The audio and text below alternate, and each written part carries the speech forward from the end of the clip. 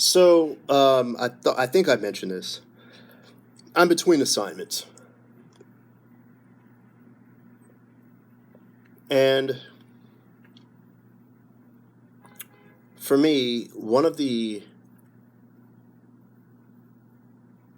challenges, for lack of a better word, for when I'm not between assignments is literally getting outside this door.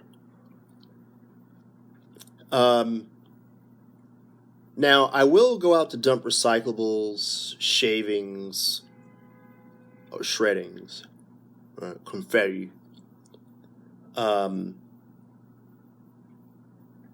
recyclable containers and cardboards and whatnot. I will get outside for that.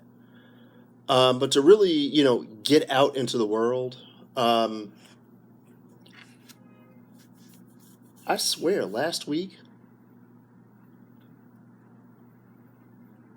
I could swear I was inside. I could swear I was in here. I was sure I was in here like 3 or 4 days straight, like without opening that door. Not kidding. 3 or 4 days straight. Right? Because it tends to be, at least for the last assignment I was on, right? Let's say the night before, I'm a pen and paper kind of person also.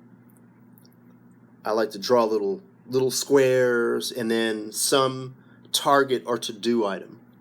And then I like to, draw X's through that, right, when it's done. So I'd go to bed after doing that. I'd wake up, look at the list, jump around, peck at this for a while, peck at that for a while, right? And get to a point to where, all right, if I have a meeting coming up, which fortunately I didn't last week, just some kind of transition, right, for stuff for person who's coming in as I'm going out.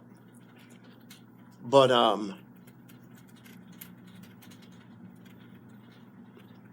I'd work at these things for a while. Then if there was a con call, take that, go back, work at the list some more.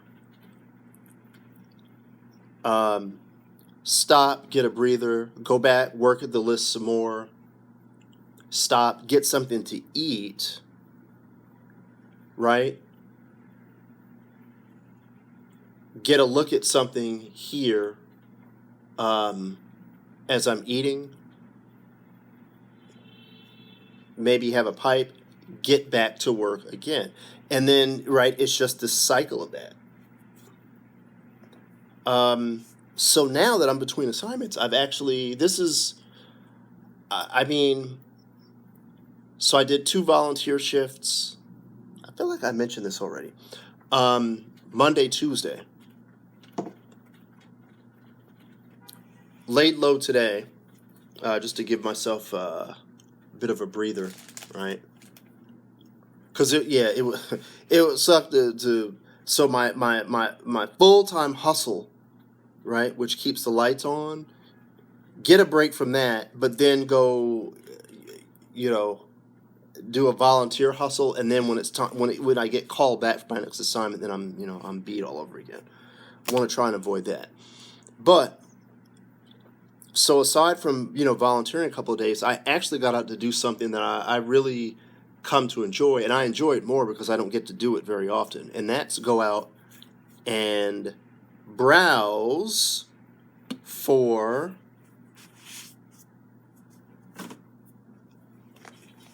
fucking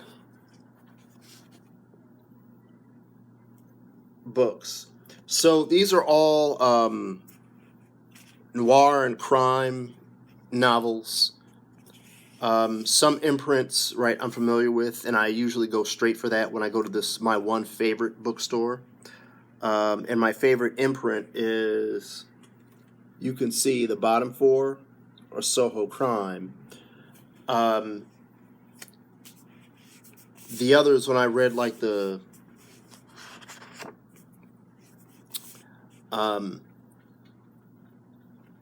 like the blurb, the plot blurb, right? Either on the back or the inside flap.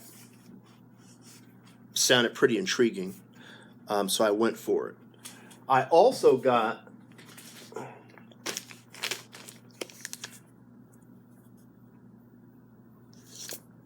what do they call this? A coffee table book? I don't have a coffee table, but I had been looking for something this comprehensive, right, on Jackson Pollock. Yeah, there are a lot of high gloss illustrations, black and white and color, in here, and $20. Can't beat that. The other books that I was holding up ranged in price from $6.50 to $7.95. Now the only downer was I like the Kurt Wallander series because I like, there's something about Scandinavian crime and what I perceive to be an aspect of isolation out in a lot of these, like these, what seemingly the way they're depicted, at least in the books, like these old farm towns, in places where there should, you wouldn't expect there to be any murders, right? Because they're not, big metropolises or anything. I have read Return of the Dancing Queen. No, that one I haven't read yet. One Step Behind, Faceless Killers, and an event in autumn. Now, this is the downside. I bought this the last time I visited that shop, which was over a year ago. I walk in there, right, and I see something I don't recognize. For some odd reason, I didn't look at the title. I saw, I don't have this at home because that cover was etched in the brain. Well, guess what? I get it home, and honestly, it should have jumped out at me because this is the shortest novel Henning Mankell has ever done that I'm aware of, and this should have been an indicator, right? So at any rate, I have 2 copies of this. I think I'll keep the pricier one.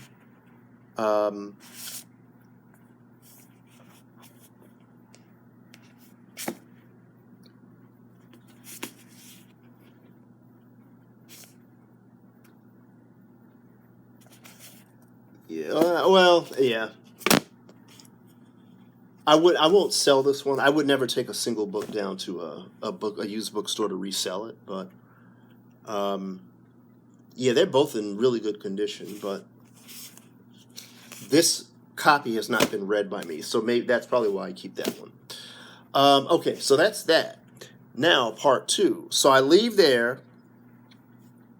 I brought a recycle bag, get all the stuff in the bag, and then I get a thought.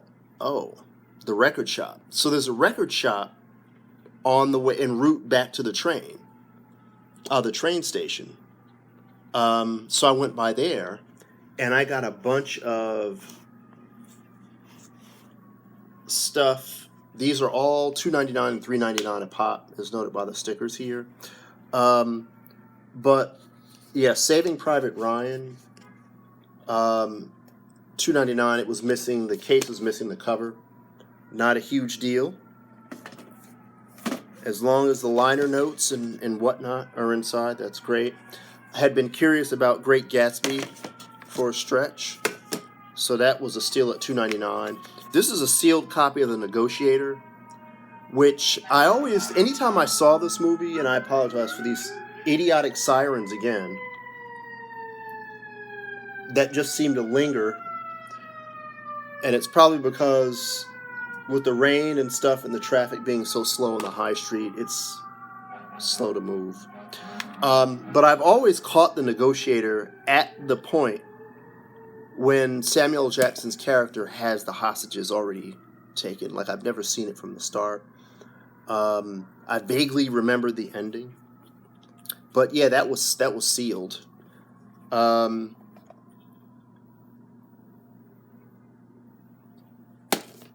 I think the only time I had seen any of the Bourne trilogy films, I was hoping to find the third one. I think it was, what is it, the Bourne Ultimatum, I think. But yeah, it wasn't, that one wasn't there. So if I ever make a trip back down there, I'll look for it. But yeah, $3.99. The services were really good. Well kept on those as well. Also, now for the real treat, some old, really old British spy stuff. I think this is circa 70s.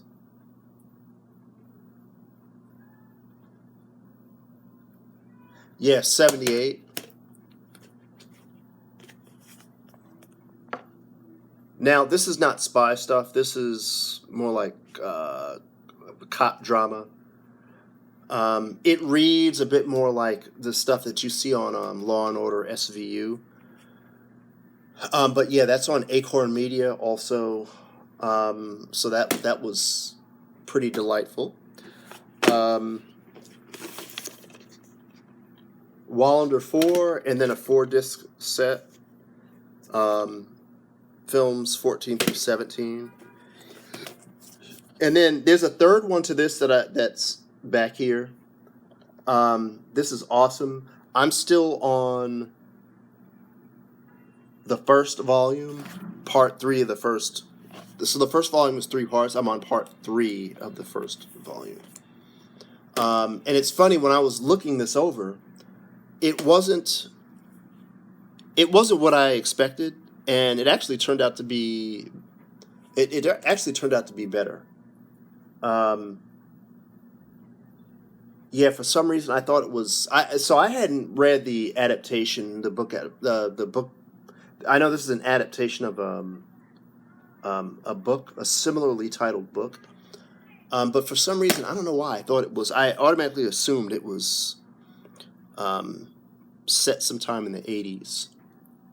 There may be, I'll find out as I go through it, but there may be aspects from that time frame, but later in the series. But yeah, there's seven parts. So I'm gonna watch part 3 tonight. So, all right, there's a parade of some sort, so it looks like I'm gonna have to do a retake. My apologies.